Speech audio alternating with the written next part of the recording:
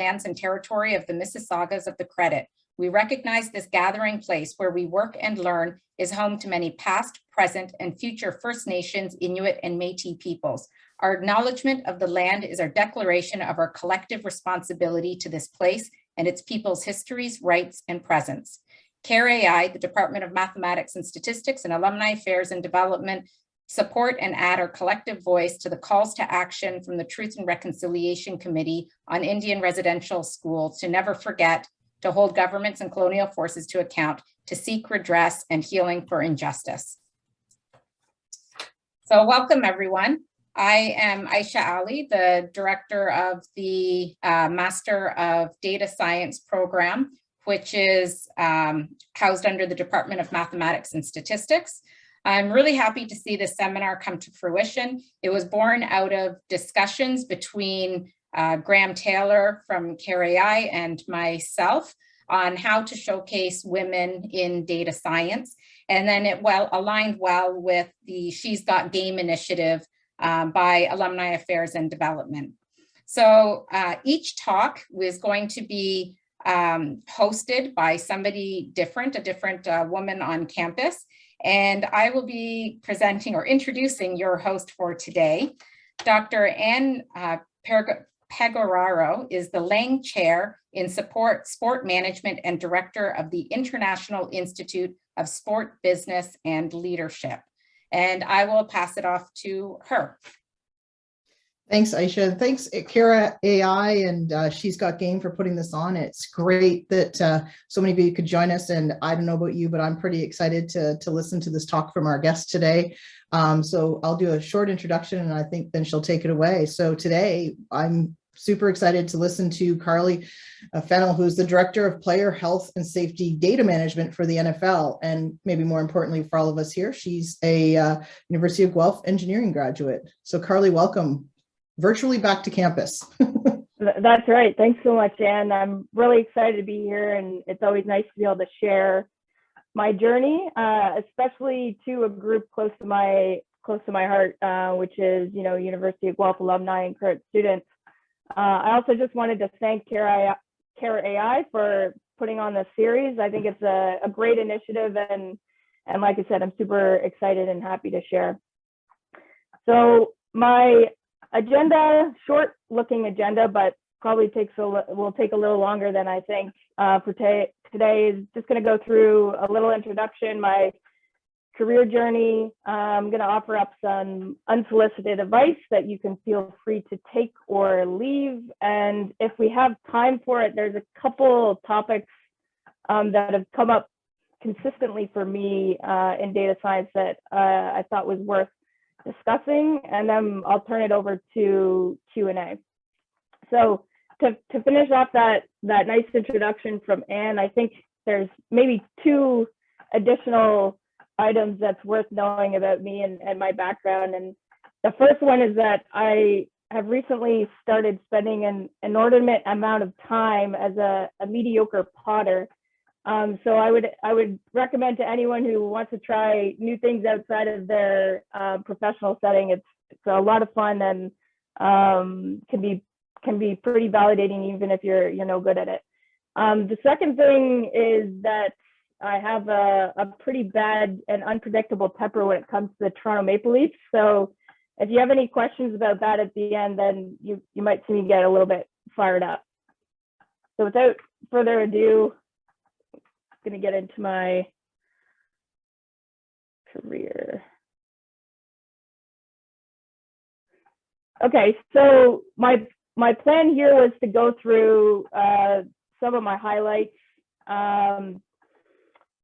For each section, I wanted to take some time and focus on some of the transitions between different sort of steps in my journey, because I think a lot of times that's an area that is under discussed and is often the time when you're really uncertain, and some of the things steps that you took in that transition period can be beneficial to those coming behind you.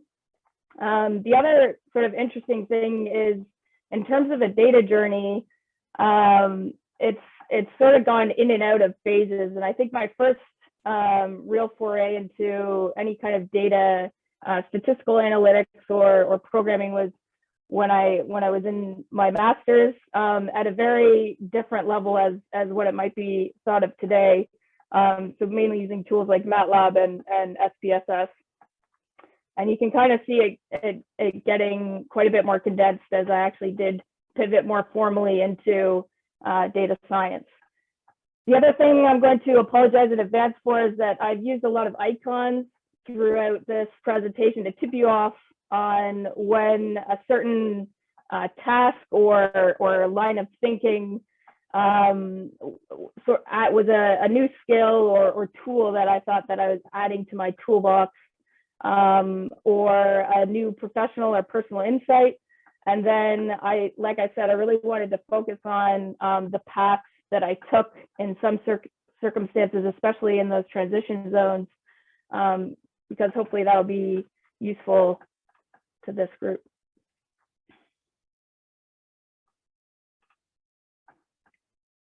Okay, so starting off at the University of Guelph, I went through the biological engineering program, and this was before the biomedical engineering program came about. But if I was redoing it again today, it probably would have been that stream, because I was extremely interested in the human movement side and the biomechanics side of things, mainly stemming from my love of sports and that kind of thing, but then also tying it into more constrained and engineering and physics-based way of thinking about how humans move. I know I'm preaching to the choir here, but I think there's some really amazing, unique assets that you get as a University of Guelph engineering grad. And one of those is the focus in the curriculum on really how to break a problem down into smaller pieces and really understand how to solve pretty large problems, and often so doing it in a collaborative environment across different engineering disciplines. So I think if I was you and as a current student, I wouldn't underestimate that skill, especially the soft skills of the collaboration and presentations. There's a lot of focus on that with this program, and it's definitely served me well through all of my professional and personal life. So in terms of the transition from after life as an undergrad, I think this was a difficult one, because you're just constantly thinking about engineering and what's next for me in terms of a professional type of career. I really wanted to explore Canada. So the picture on the right, you see my now husband and I at the time sort of packed up all of our belongings and threw it on top of our car and went out west for me to try and explore some other areas outside of engineering, just to sort of take a break from it and take a step back. I think the good thing about doing that was it really tests, if you want to test your relationship with your partner, then getting in a car and driving across the country is a great way to do that. But the other thing is getting out there and working in an industry like film, which is what I ended up doing. It gives you a chance to reflect a little bit about what you did like and enjoy about engineering. And it motivated me to reach out and think about maybe pursuing engineering and from a research point of view. So I definitely didn't do the most typical path in terms of getting into a postgrad or a graduate level program. I sort of individually looked at professors across Canada and picked those that I thought had really interesting biomechanics programs in a master's program that I was interested in, and sort of reached out to them that way. I probably sent off about, 20 emails. I only heard back from one, so sometimes that's all you need.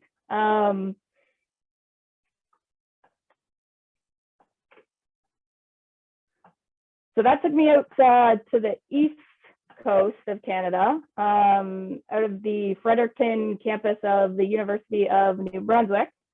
And I was actually working out of the Institute of Biomedical Engineering, looking at upper limb prosthetics in kids and understanding their muscle activation patterns through activities of daily living and how they moved and what their biomechanics was. And the experience was amazing in a number of different areas. It gave me a much better appreciation and understanding for the scientific method.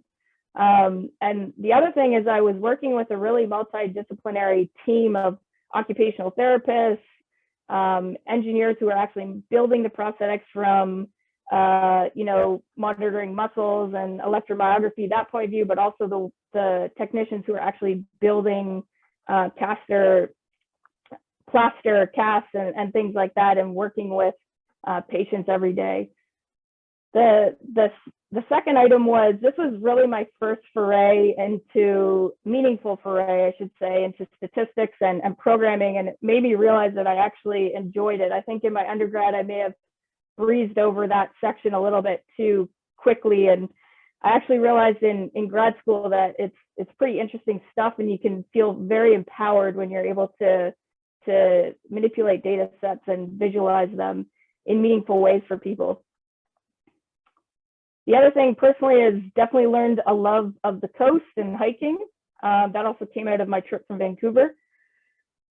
So then this transition was also quite difficult. And I think part of the reason it was difficult is anyone who's done a thesis-based project or a project that doesn't really have an exact end date. It sort of dragged on for a little bit. And it was tough for me to figure out what my next steps were going to be, whether that was going to be pursuing a PhD or getting into a career professionally.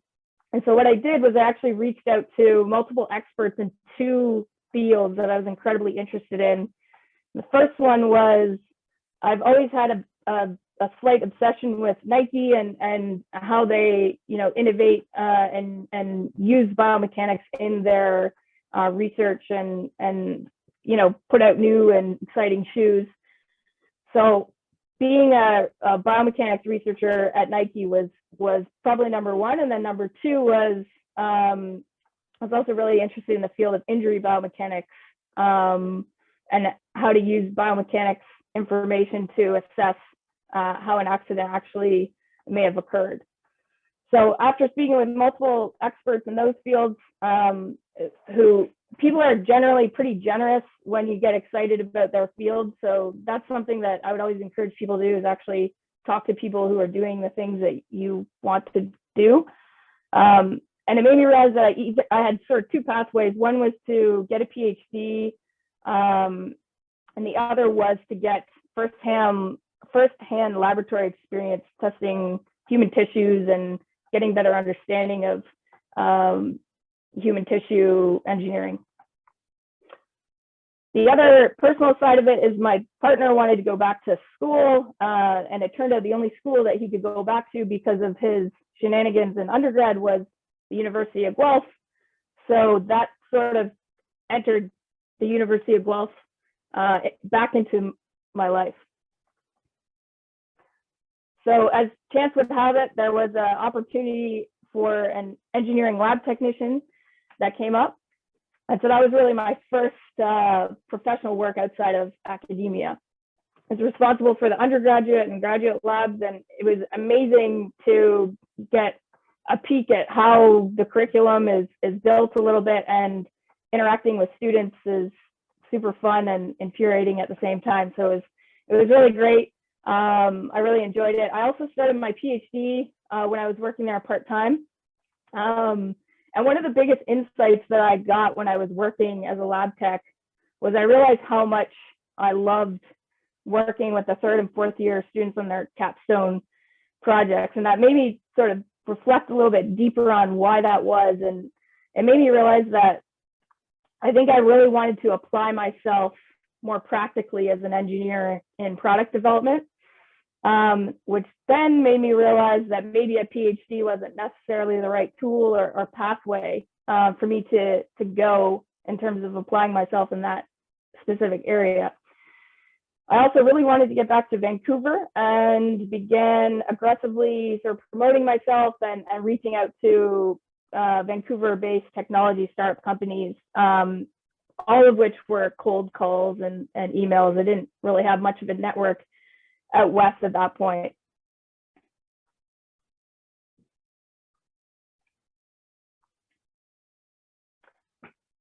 So that's where the footwear technology startup company Weave came in. I kind of got in touch with them and let them know that they should hire somebody with my skill set. And luckily they agreed that I was the person that could take them to the next step in terms of integrating insights from their users and biomechanics into what they were building, which was customized 3D printed insoles that came from images that you would take from your feet as a consumer, and then these products would be shipped directly to your door. So the first product we launched was insoles, and then we followed that up with custom sandals. And so there's a whole ton of learnings that was amazing to get from this experience.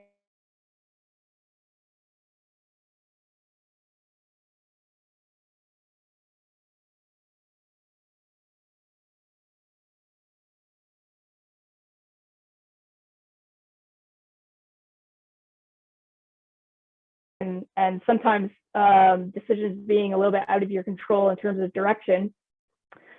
And then the other side of things was really getting a deeper understanding of how consumer or broadly products are developed. The other exciting thing is I got to direct and manage an engineering team, which was something that I didn't realize I would like, and it turns out I really loved it.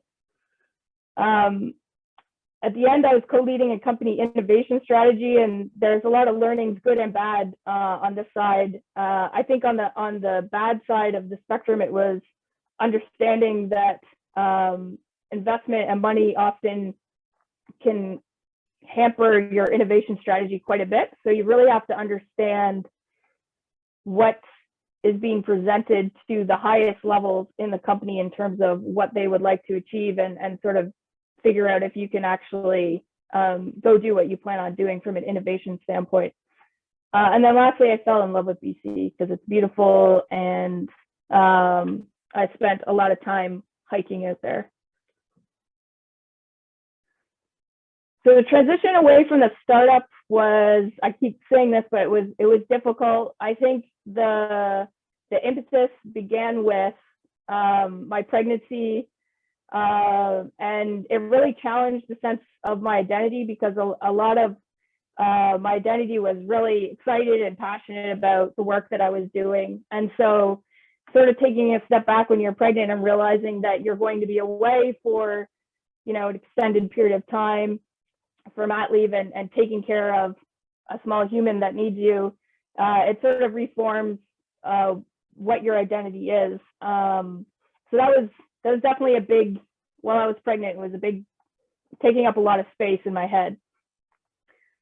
The other thing that was starting to crop up is, as I was directing the research and the engineering team, I was realizing that I was feeling really limited by my lack of programming ability. And, I think the tool that I was using a lot was Excel, which is a great tool and is super powerful in its own right, but it really wasn't able to allow me to be agile with the amount of data that we had access to and the number of different data streams that we had. So that sort of got me thinking before I went on mat leave about how I could maybe upskill in that area.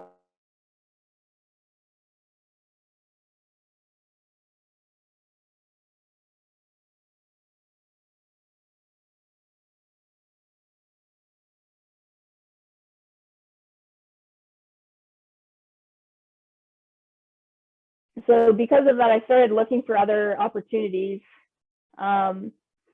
And then the other thing is Arthur, my son, when he came, he really challenged my priorities again in terms of, why am I out west when all of my family is back in Ontario? Am I doing the best thing for my son in terms of, having him have access to family and at the same time being able to provide for him? So I did, after a lot of thinking and sort of dabbling in some self-taught areas, I sort of realized that data science was one way that I'd be able to work remotely, feel fulfilled professionally, and also live closer to my family.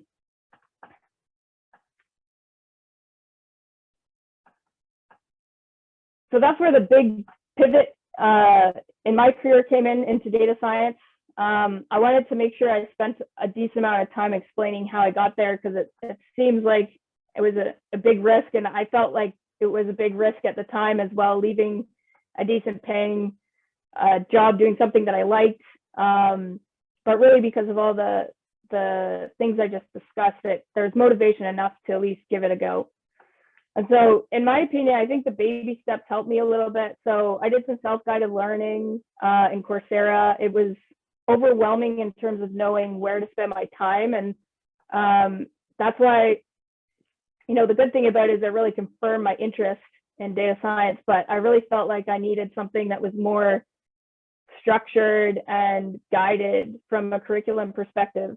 So I was looking into a number of different master's programs and bootcamp style data science programs. And ultimately, the reason that I chose Lighthouse Labs was because it was incredibly condensed into 3 months. And any time that I was spending in school was time that my husband had to take off work and take care of Arthur. So it was basically zero income for our family. So the speed of the condensed nature of the program was a huge plus. And then the actual curriculum seemed incredibly deep and fairly broad. So I felt like it was something I could go in and do and see where I was really good in certain areas, and then be able to take that moving forward into a professional type setting. The one thing that I did at the very beginning, once I got into the program, even before it started, was I started networking and talking to my network about what I was doing in terms of moving a little bit away from being tied to a biomechanics lab and moving into more of a broad data science type of capabilities. And I think that helped me out a lot. Right after I graduated, I was able to begin consulting within a week or two of graduating from that program. And I don't think I would have been able to do that if I hadn't been so persistent at reaching out to my network at the very beginning. So the boot camp was incredibly intense. It was 3 months. There's several machine learning, deep learning tools that we covered, including pipeline engineering, computer vision, natural language processing, clustering, a whole host of other items. But I think the biggest thing was being completely immersed in Python from day one until the last day. So everything was done in Python. There's definitely some added accompaniments like SQL and some other languages, but Python was the primary one. And coming out of it and being in the industry now for a little over a year, Python is quite dominant in terms of the language of choice, along with maybe R as a close second. The last thing that really helped me was in this boot camp, I wanted to choose a project that I was interested in and that I wanted to, an area that I wanted to pivot into. And I wanted to work with an actual company.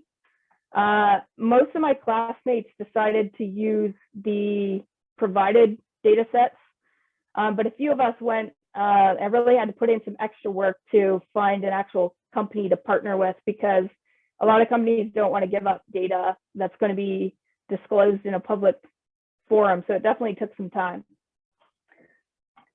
And then the last note is that I was heavily reliant on my husband. As I said, he had to take time off and do this. So I think having access to supportive family and partners is pretty important if you're considering anything like this. So I'm just going to briefly touch on the Capstone project. I thought it was interesting, maybe you will too. But basically, I partnered with an MLS team to look into some analytics in soccer or football. And the reason they wanted me to look into it is because a lot of the analytics has been focused on ball events, and they just felt like that wasn't enough information for them to be able to properly assess performance from the team and player perspective. So what I did was created a pitch control model, which is a model that predicts the possession for every frame of play for each team.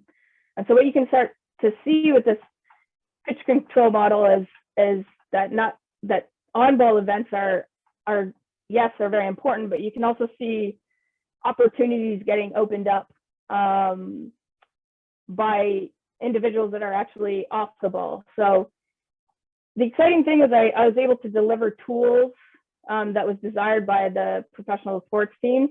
So on the left is a visual that they asked a tool that would be able to show a visual of certain events like goals or goals against or key passes. And you could identify ball pass and that kind of thing, along with probability maps for those clips. The one in the middle to me is the most exciting, and it is a goal, but number 9 in red, you can see that they open up a huge amount of space in terms of probability of possession on the play, and that might not be something that would have come up on analytics for the team before, because number 14 was actually the one who scored, but really what number 9 did was created a huge opening and chance on the other side, and definitely adding value to the team in that way. And over on the right was a tool that basically looked at the success probability of a pass. And so you could look at sort of the bottom 20% of your pass success probabilities and look and see which players those are coming from, and then create a visual like the one on the left or in the middle for those passes and try and understand why they were such low probability. Then I moved into consulting as a data scientist, and I did this for 6 months right after I graduated. I think the most exciting projects I worked on were for Lululemon, but I also worked for some smaller BC-based companies doing some interesting things as well. For Lulu, what they're trying to get me to help them with was to understand how mechanical raw tests of their raw materials, if it related in any way to the consumer feeling when they wore those garments. Some learnings was, running my own business. That was a big one. Never done that before. A professional insight was not really liking the model of you eat what you kill, and it was definitely necessary at the time. As a consultant, I just, as a mom and wanting a little bit more stability in my life, it was a stressor. Definitely got better at really listening to client problems and desires and trying to understand what they needed from me, especially from a visualization standpoint. I'd say 80% of their problems was not having things visualized for them in a way that they could interpret and take away meaningful insights. And a big thing that I had to get over during this transition was the discomfort that I'd never been paid professionally as a data scientist. That has always been as an engineer, but sort of trying to take a step back and think about the value that I brought from a business and product development standpoint, along with the data science, got me over that hump.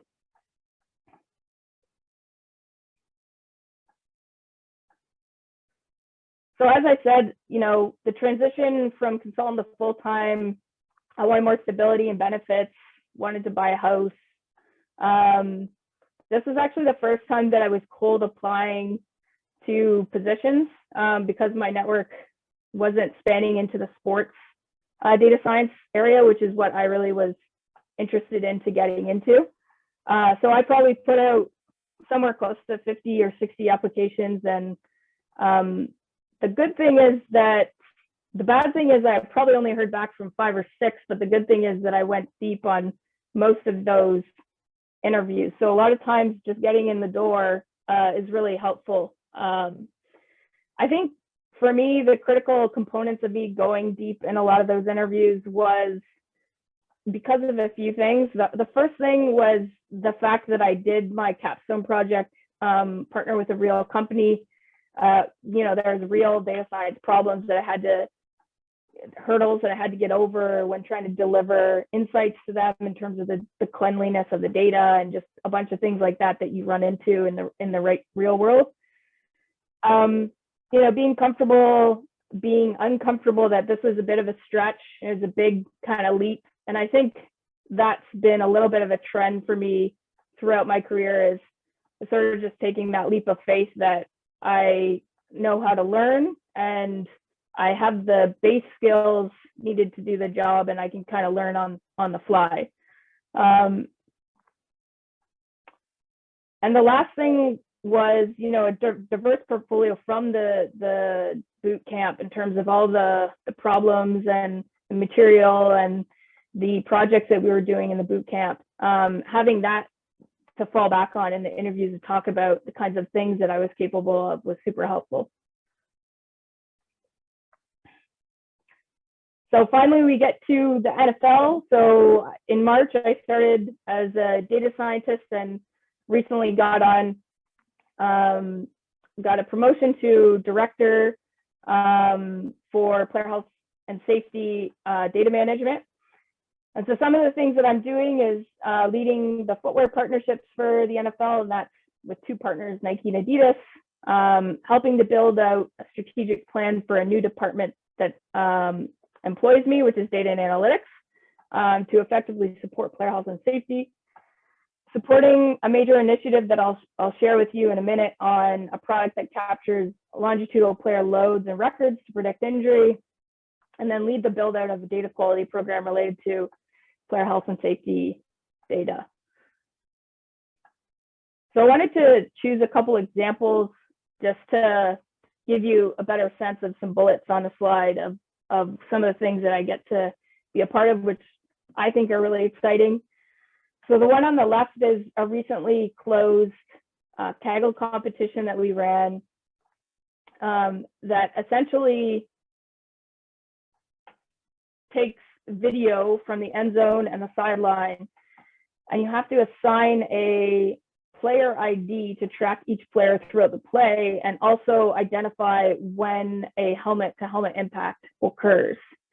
And the reason why this is incredibly important to player health and safety is having a record of and a count of head impacts throughout a game, but also in practice, so that you get a really good picture of a player's exposure rate to impacts. So that was one. The other one is down in the bottom right, is actually a trip that I was on earlier this week to Dallas. And what we did there is this machine looks, that guy there is quite large.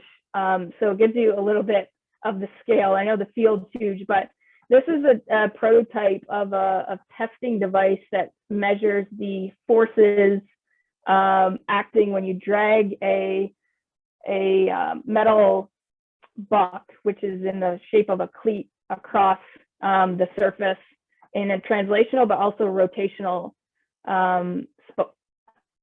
force, and it does that across the entire field in different sections. So you get high traffic zones, you get low traffic zones, and we're trying to better characterize field dynamics and relate that back to the interface between surface and cleat. And on the right, we're working closely with some teams like Seattle to understand things like how does steaming a cleat impact the mechanical properties of it. And then also working closely, as I mentioned, with Nike and Adidas to try and push them forward in terms of improving fit, comfort, and mechanical properties of their shoes to make them more safe for the NFL athlete.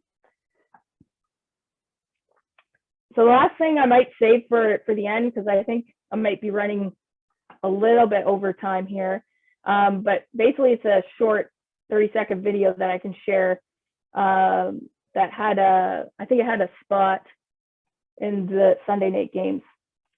So I don't really have a point to this slide other than it's really exciting that a job exists that's at the intersection of a lot of my passions. And I think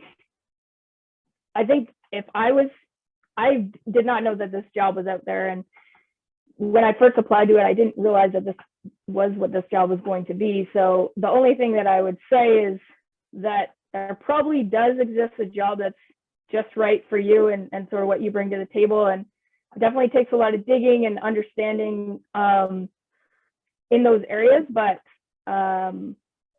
yeah, something out there probably exists. So the one thing I wanted to talk about were some common threads in those transition zones when I was moving from either academia to professional or from professional to professional. Hopefully they're helpful.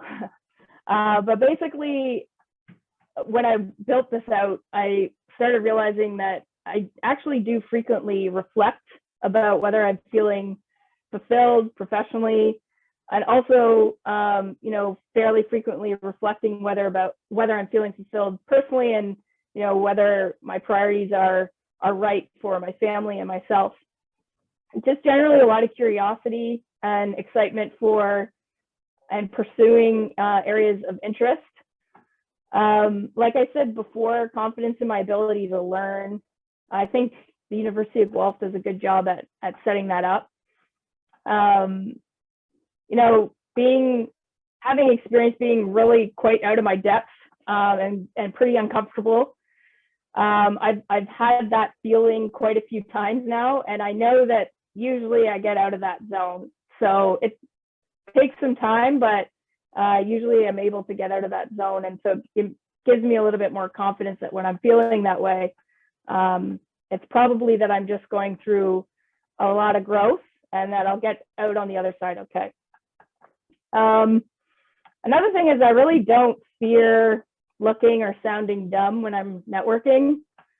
And I think people generally like when people are passionate about what you're doing. And if you are hesitating to reach out to somebody, I would just say go for it. Of course, there's exceptions to this rule, but for the most part, it hasn't done me a disservice.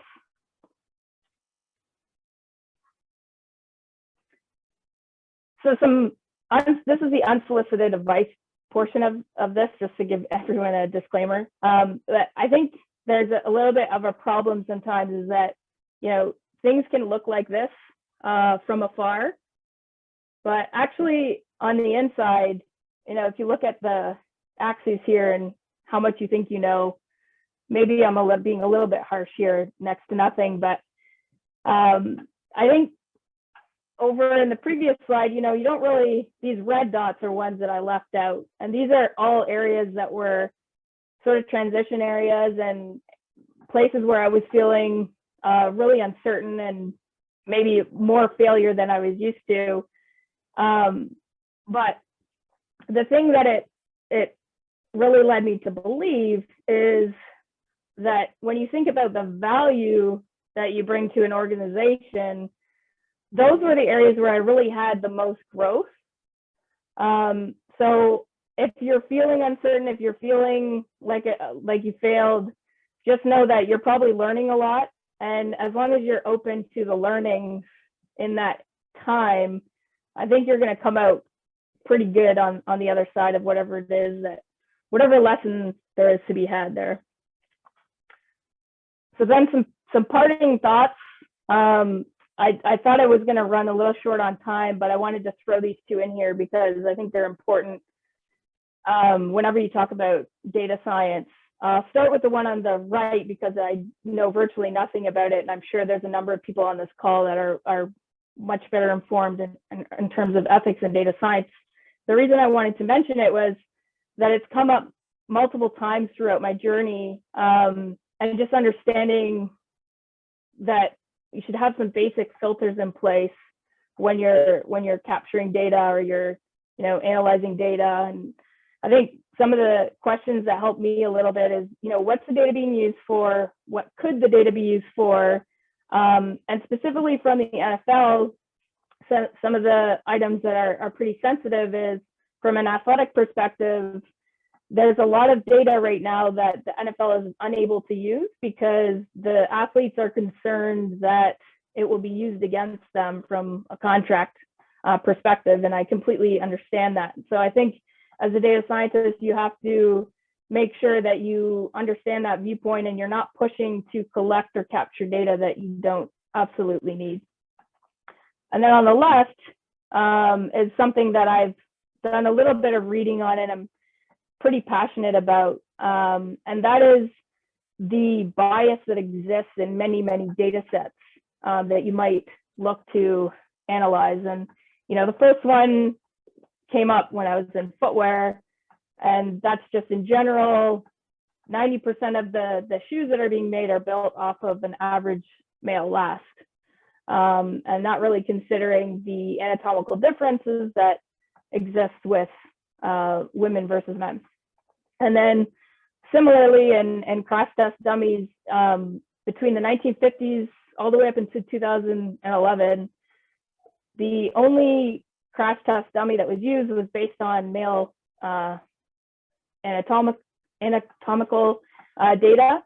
And since 2011, I'm not sure if they've remedied this. I'm quite sure they haven't.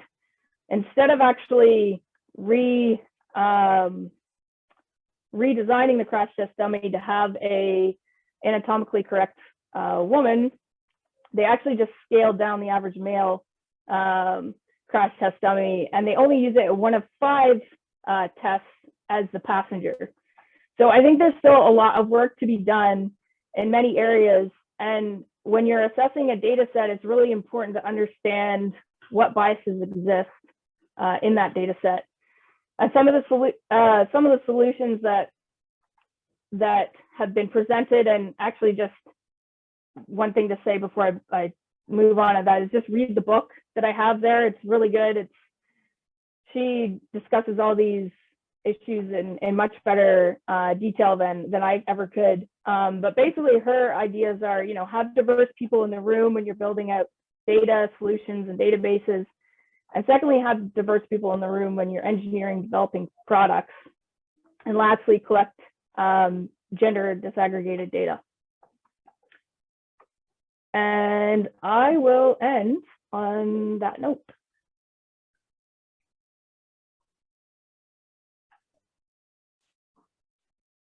Wow, Carly, thank you so much. That was amazing. And I think hopefully there'll be some really good questions. For me, it was, there's so much to take away from your talk from both your journey, but what you do now. And so one thing I would say that I took away immediately, and I think we have some comments about it, is your ability to communicate. And you did a really good job today, so obviously you have some great communication skills.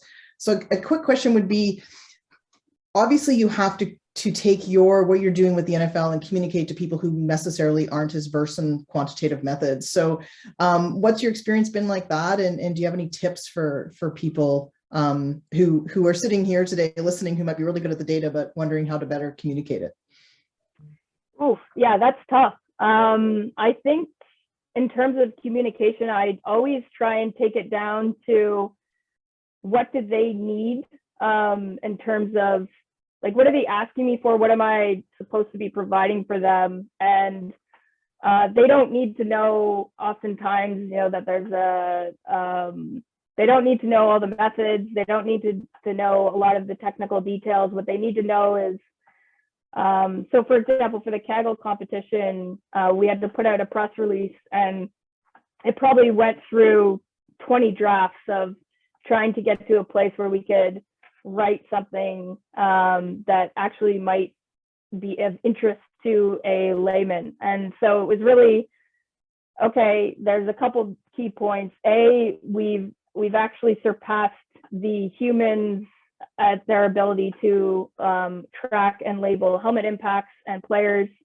And not only have we surpassed the accuracy, we've also sped up the process by 83 times. And so not really getting into the fact that it's a computer vision model, and we're really excited and as nerdy data scientists as to all the technologies that were behind it, but really the so what and what they needed to ingest. So hopefully that answered your question.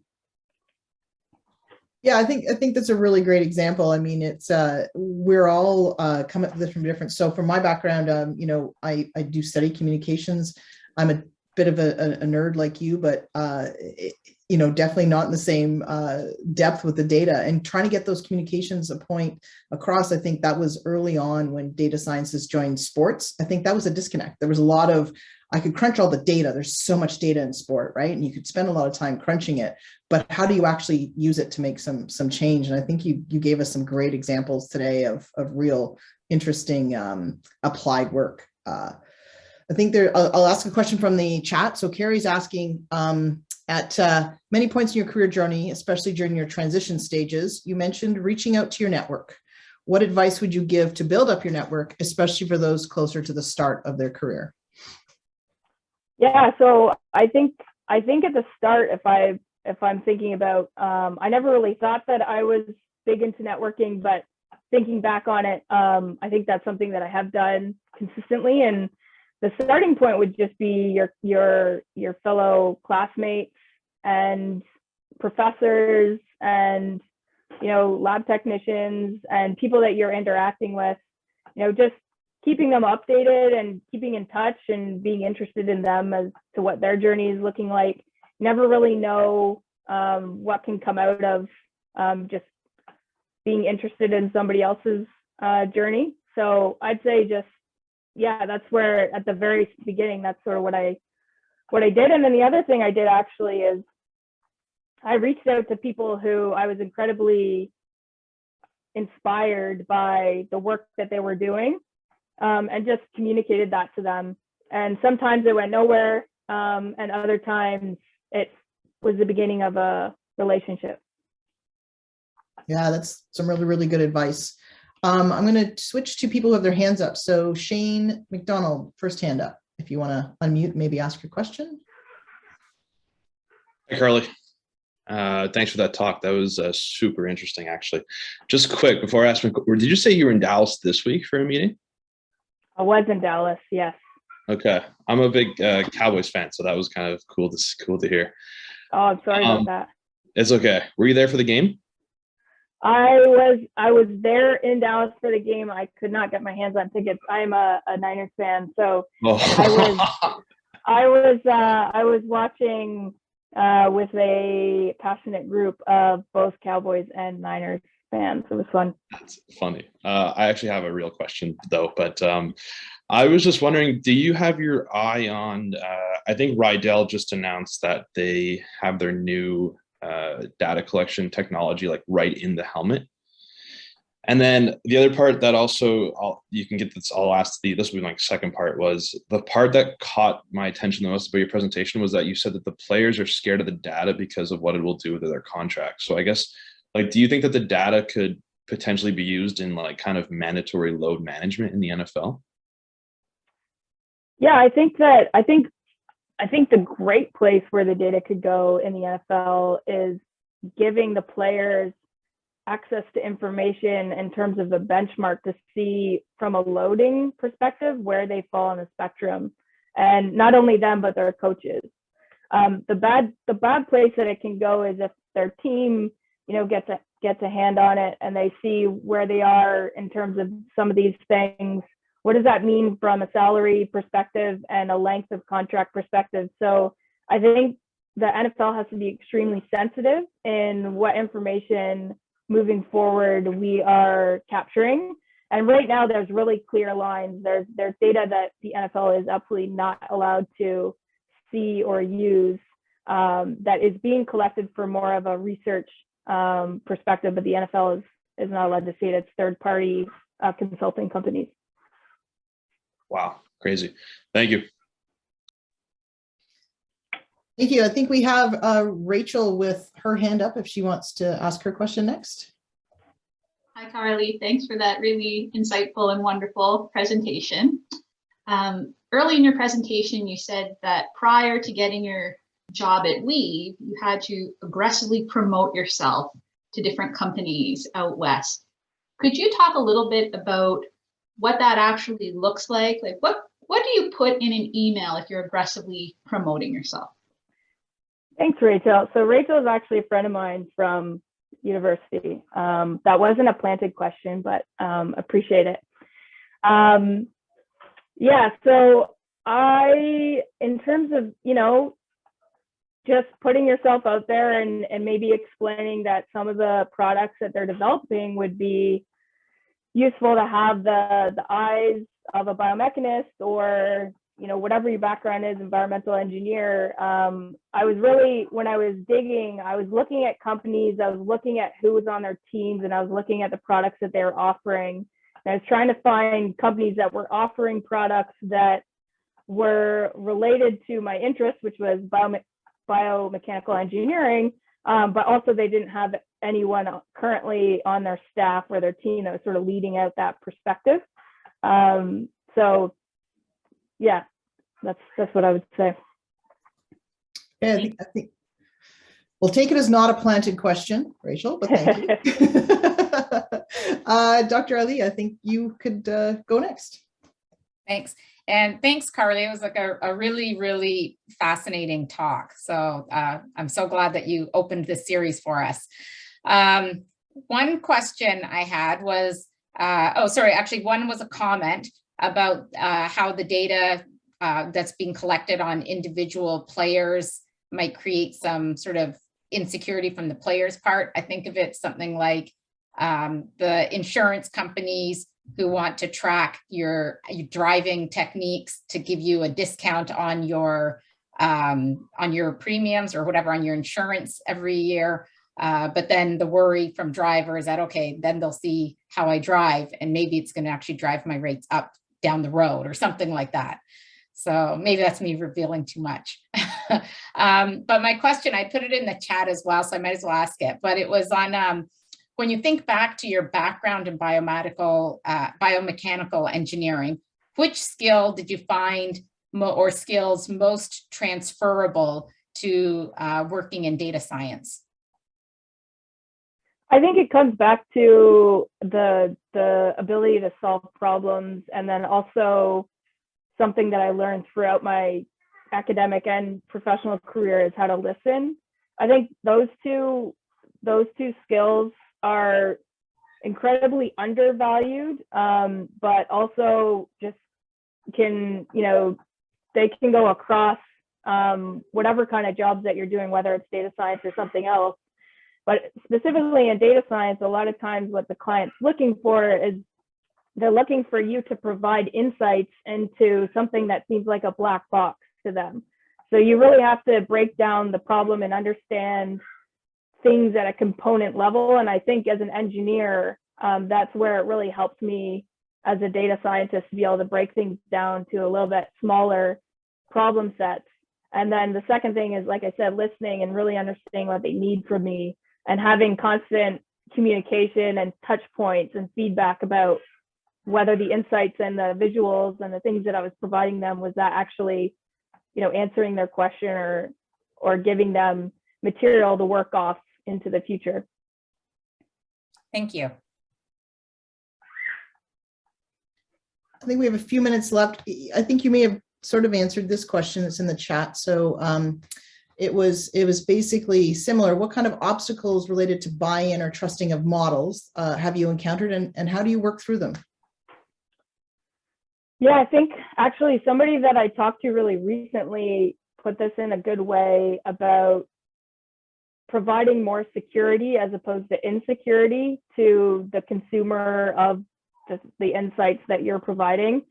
So if you're not able to provide somebody with, security and the things that you're telling them, if specifically what I'm thinking about as an athlete, and you're actually creating more insecurity, then I think you really have to think about A, what data you're collecting, and B, you have to completely revamp the way that you're delivering that message, or else it's not going to be effective no matter how much work or insights that you think that you found. It's not going to be effective. Great, thanks. We're kind of running out of time, so I have just a rapid fire I want to do at the end with you. As you might guess, and the caveat is nobody's going to hold you to these answers, but so it's a big weekend coming up. I'm just going to ask you, Bengals or Titans? I'm going to go with Titans. Titans, Rams, or the Bucks? Bucks. Bills or Chiefs?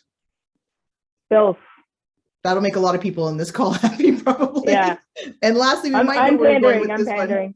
I'm going to go Packers or 49ers? Oh, well, 49ers. All right.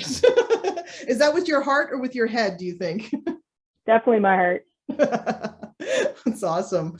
I think that we want to remind everyone that this is just the beginning of a 3-part series that Kara AI is putting on together. She's got game. We have 2 more awesome women in sports and data analytics coming up. I'm hoping that you will spread the word. You will come back and join us. And I don't know if Farah or Dr. Ali, do you have any last words you want to say before we're wrapping it up?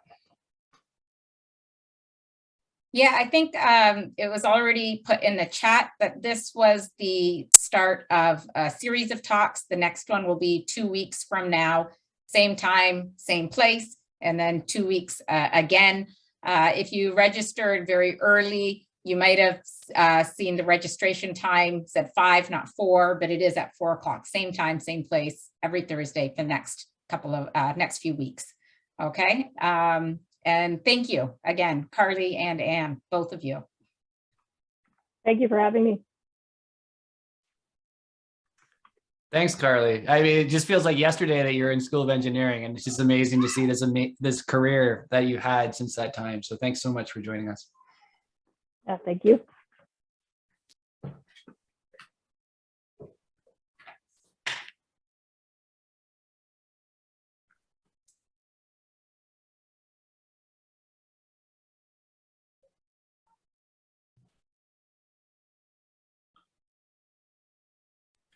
Carly, I had thought about asking you about how you could help the Maple Leafs, but that might have been putting you on the spot too much. Yeah, they need a lot of help, that's for sure. I got to get past the first round. Sometime. Karen, thanks for joining. Hey. I saw you and Yeah, then yeah. John, a few